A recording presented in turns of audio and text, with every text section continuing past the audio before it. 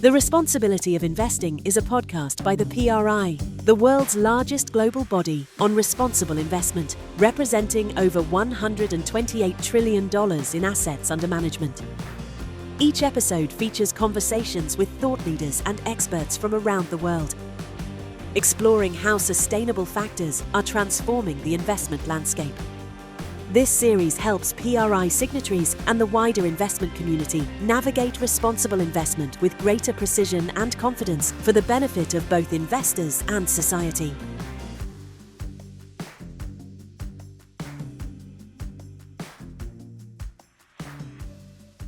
Welcome to PRI's podcast series, The Responsibility of Investing. My name is Tamsin Ballard and I'm the Chief Initiatives Officer at PRI.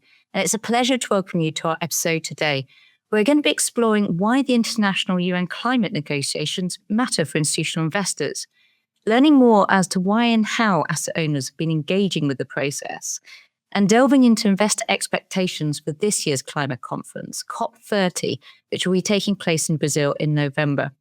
Now, this builds on a great conversation I had with Ana Toni, Brazil's COP presidency CEO, who joined me for an earlier podcast in this series and shared her priorities and hopes for this year's negotiations in Belém. And we're thrilled that she'll be joining us at PRI in person in São Paulo in a few weeks to engage with our signatories and stakeholders just ahead of the negotiations. So now, a decade on from the Paris Agreement, COP30 is being seen as the implementation COP, and it's a really pivotal moment in efforts to address the climate emergency. So just weeks away from the conference, I'm delighted to be joined today by Wendy Walford, Head of Climate Risk at Legal & General and Policy Track Co-Lead for the Net Zero Asset Owners Alliance. Wendy, thank you so much for taking the time to chat with me.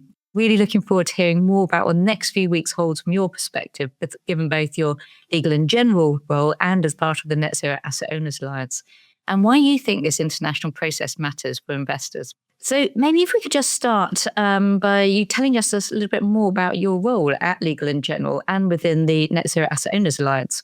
Yeah, absolutely. So I work in the group functions, which means I look over all of our business.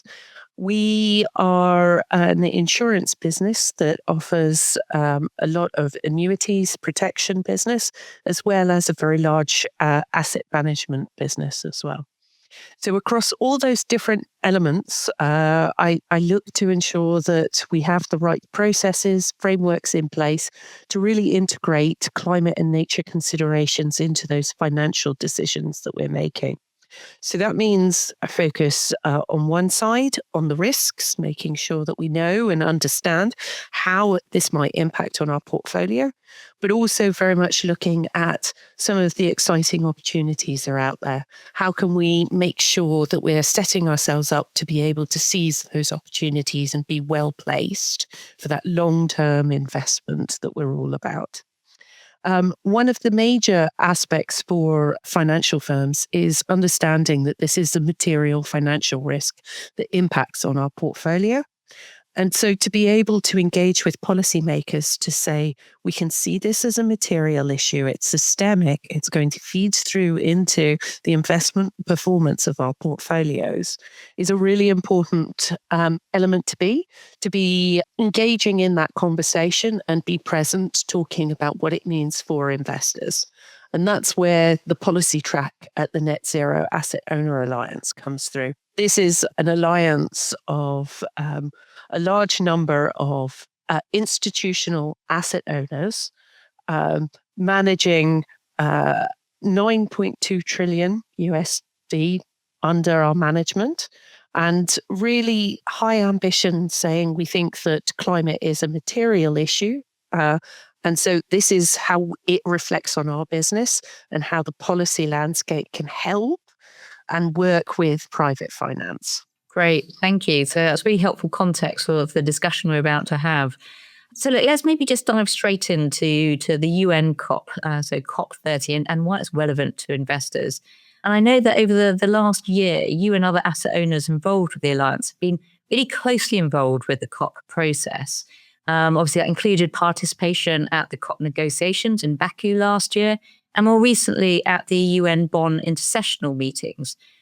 Maybe just to explain for our listeners who may not be so familiar with the bond meetings, but this is where governments, negotiators, technical experts gather to really hash out the details, whether it's on finance, adaptation, carbon markets, meaning that by the time you get to COP, you're not starting from scratch on the negotiations. So can I just ask, why have you been engaging in this international process and how? Why is this process, COP30, why is it relevant for you as an institutional investor? Thank you. I think really it comes down to two key reasons. The first is the fact that we know that the climate is a systemic thematic that is going to impact on our investment portfolio. So we want to make sure that we engage with and understand what that means and the responses that are being put in place. This enables us to be making informed investment decisions that truly reflect the exposures, the actions that are going to be taken. But one of the more recent developments that sort of really make engagement at COP so critical, particularly this one coming up, is some of the developments that we've seen. So at the last COP29 at Baku in Azerbaijan, there was a lot of discussion around finance, the role of finance in supporting transition and development. And one of the pieces that came out from it is what's known as the Baku to Belém Roadmap, which talks about the ambition of scaling up financial support to emerging and developing economies to a 1.3 trillion, which is a huge, huge number. And to be able to get to that sort of level of investment, it's really important that there was recognition that private finance is going to have an important role in being able to deliver on that ambition. And this is the first time we've really seen a recognition that private finance has to also have a role here. It cannot just be public finances. To be able to actually seize those opportunities, it's important to understand what are the barriers that investors have already been experiencing. Why haven't we been seeing that scale of investment if there is that need out there? And so to be able to understand that and set out the frameworks, the incentives, the policy regime to be able to actually effectively deliver on that ambition really requires experts from that field to be able to lean into the policy discussions and to help explain where the complexities, where the barriers lie. The Net Zero Asset Owner Alliance has really focused on being able to share that knowledge around what are the metrics, what are the issues, how can we think about what high ambition looks like for an institution that still has obligations, but also has that high ambition. So being able to engage in that process means that we can hopefully get a more effective outcome that actually works for all the different stakeholders that are involved. Because otherwise it could end up not fully understanding some of the complexities that the private sector has, and so not being able to actually deliver on that ambition, which we know is so important. And you've got lots of questions coming out of that. My first one would be, what are some of the key insights that you've shared so far? What's really struck you from the discussions you've been having with your peers across the industry as to how, what are the barriers and how can they be overcome? Well, I suppose the easiest way to think about it is first and foremost, what is it that an investment case has to mean? A lot of the focus is very much on the economic case, but there also needs to be that investable opportunity. That very much breaks down into the perceived risk versus reward. And I deliberately use the word perceived there because a lot of this is actually quite new investments. It's a shift in behaviors, and learning something new means that actually you need to have an investment case, a reason and a justification for understanding that additional complexity. When you start to do something that's new, it's very often to say, well, we have more uncertainty, so we need to go along and have additional margins to make sure to allow for that variability that might come through because we don't have the data, the experience, and it's a new area for us. There's also the risks. A lot of it is investing in emerging and developing economies, which are generally seen as presenting with higher risk than investing in developed economies that we're already operating in. Around concepts like FX and exchange rates, that's also an additionality that comes through. And then also looking at how do you actually engage in reducing some of those, doing risk sharing? What are the other partners that we need to work with? And I suppose one of the main learnings is that the financial sector is incredibly complex. There are so many different partners across the full maturity of an investment life cycle. And all of these different parties need to be engaged and understand how some of these investment solutions can be developed to be able to be attractive and actually delivering the really important impact that they're aiming to do. Can I just ask, why are you looking at this? There's a huge finance need, definitely. But is this being driven by the investment opportunities, or is it being driven by the risks that you're seeing and the need to get the investment flowing to those markets? Or is it both? The short answer is it's both. Certainly looking at exciting investment opportunities, that is where capital flows. If you can unlock that, then we know that it's going to be good for our business and good for the outcomes that come through. So that's very much the upside and the exciting element of it. So of course, large businesses want to continue to reinvent themselves, invigorate, make sure they're still fit for purpose, and understanding where the significant investment opportunities are to be able to differentiate themselves. So there's definitely a lot of positive linking to business strategy element that comes through. There is also a risk and resilience story. When we look at climate change, there is a lot of downside risk not being able to transition, not successfully delivering on the outcomes of the Paris Agreement. That introduces additional physical risks that we're exposed to. As it's a systemic exposure, there's not really much practical use that can be done. There are certain adaptation elements that can be used to look at specific assets, but broadly, it looks across the whole piece, introducing additional volatility and uncertainty. Now, one of the lowest cost ways to manage that is to actually avoid going down those business as usual scenarios. And so by saying we can see the benefits to our portfolios from not being exposed to additional volatility and physical events is also an important element that sits within there.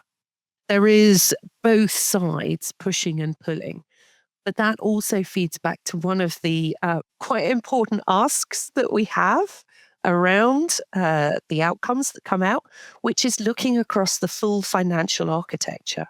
So not just taking a risk-based approach to regulating financial companies on how they are looking at climate risk. It's important firms understand it and have robust processes in place to be able to identify, manage, and monitor their exposures and how that will feed through. But that on its own is not enough. We also need to be looking at investments and incentivization for investments in the solutions that can drive the real world change. So it's as always a combination of having both the stick and the carrot which is what's driving our engagement. Great, thank you. So really multifaceted reasons for being at the table on this. So maybe just come back, you touched on kind of one of the key things that you're looking for from the negotiations. So let's just maybe talk a little bit more about the COP30 expectations. So obviously this COP is, a decade on from Paris, located in Brazil, Amazon as its backdrop. So it's going to be a really strong focus, I think, this year on both the urgency of the climate and nature crises, and as you were just discussing around mobilising climate finance to emerging markets and developing countries. What are your key asks for COP30? And I suppose key question is, can they be achieved?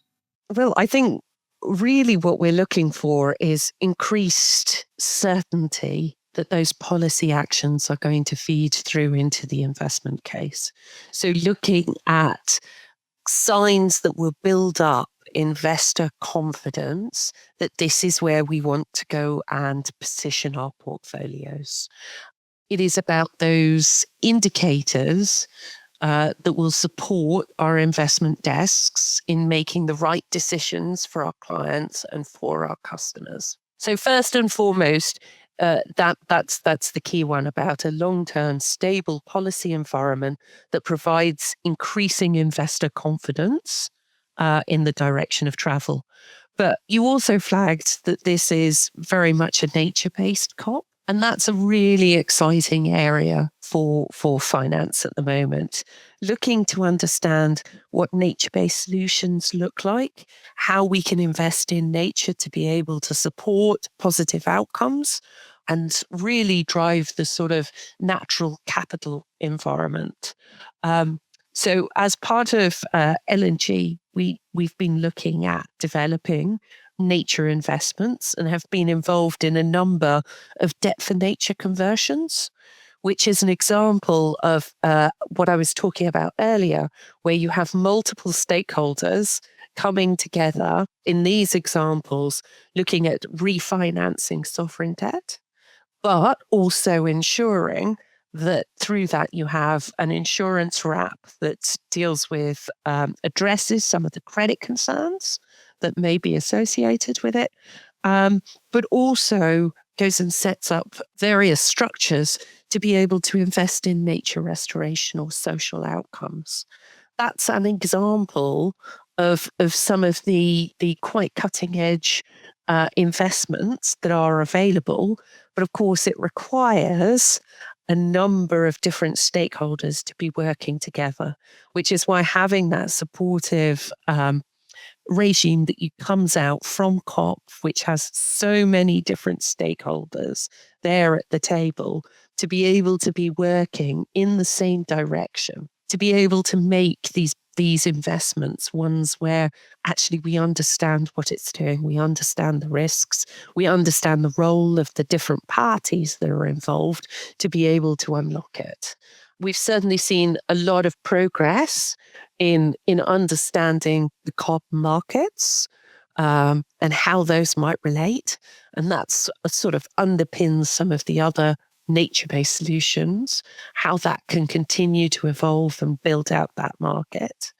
I think it's really just about being able to bring all of those different perspectives together. As you say, help to really bring it back to the importance of the COP negotiations, the role that they can play, but also the importance, of yourself and other investors being part of that process, being part of those discussions to make sure that your perspective is being heard in terms of what's needed to make this work and happen as well. Next stage, we get a good outcome coming out from the COP negotiations, providing those strong signals. What's your expectations for the government action across the globe coming out of this? Well, I suppose it's then going along and seeing the countries themselves take those outcomes and essentially tell investors where money is needed and what they'll need from the private sector, because that sends such a strong signal for action, and it creates the policy framework that then builds up more and more of that confidence that leads to the shift in those long-term capital allocations into the areas that we know need significant growth. That's how I would hope it would continue to emerge. It's quite a long process because it is all about building up confidence and trust that these long-term investments are ones that are going to provide the returns that we expect, and that our clients, our customers that are at the heart of what we actually offer are going to be able to have that financial security that our companies look to provide. Thank you. So 2 things I'm taking from that. One is the importance of the stable policy. So you need the ambitious policy, but also really needs to be stable. But also, just as you were describing, the COP situation of making sure that investors perspectives are being heard and understood. Likewise, at the government level, when it comes to implementing this, really the importance of having the investor policymaker engagement to get that right enabling policy environment in place. Okay, just moving on to more of a kind of practical perspective, getting involved. What would be your advice to other investors looking to engage with the COP process, including at PRI in person? I think there's a really clear reason for why investors should be making sure that their voice is heard as these discussions evolve. But I think it's also worth reflecting on just how incredibly complex these processes are. I think the UNFCCC process, which is the one that carries out these conferences and that they sit underneath the negotiations, is one of the most complex arrangements that's ever been agreed. It's looking at over 190 partners to a negotiation process. So it can be quite baffling, I think it's fair to say, just coming from the outside in. And I think sort of it's really important that there is a thought through process on how to engage effectively. So what that means is that through an alliance, we ask for issues on the barriers, for example, that have been agreed across all members. So we ask for it once, but we ask for it very loudly, saying that this is actually a systemic view. This is not just organization X in geography Y that thinks this would fit in well with their business model. So by engaging with those processes and joining together to say, actually, these really are systemic barriers to institutional investors, that enables us to be able to have a clear message.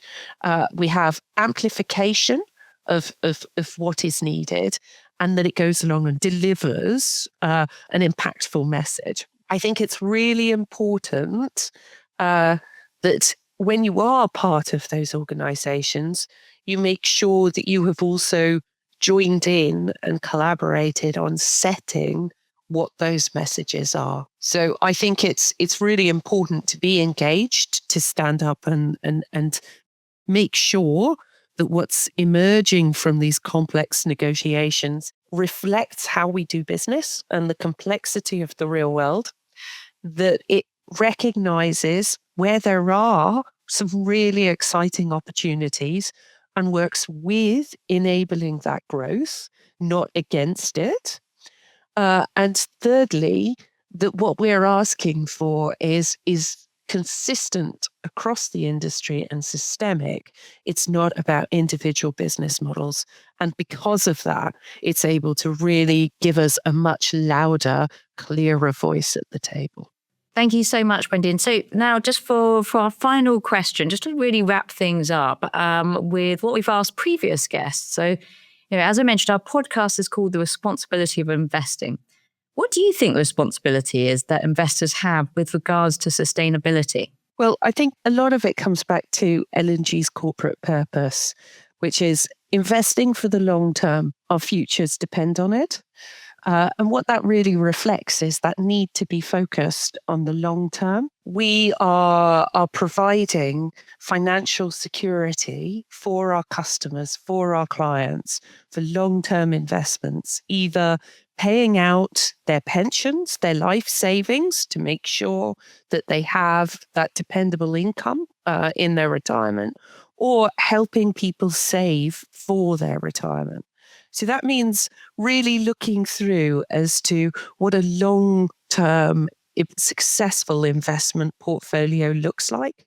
Now, that doesn't mean ignoring the short term. That's still incredibly important to be able to show and demonstrate that value. But it's thinking about how does that actually add up over the longer term of their investment portfolio, their time horizon that they're thinking about as well. And I think the responsible investing is about being able to reflect on that and incorporate it into how you engage and manage those portfolios.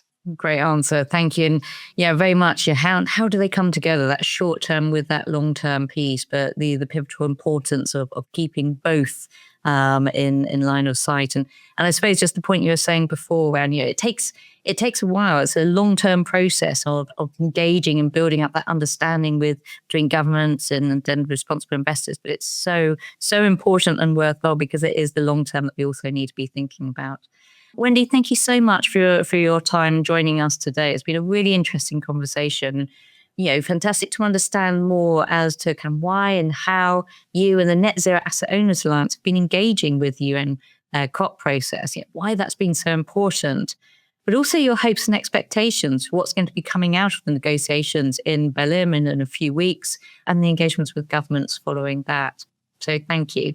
So if you've enjoyed today's episode and interested to find out more, do please take a look at the links in our show notes and our Road to COP30 webpage, where you can find out more about our Investing in Emerging Markets workshop series that we've been hosting this month, exploring themes such as the Baku to Belém Roadmap, or nature and adaptation investment opportunities that Wendy and I have been discussing today.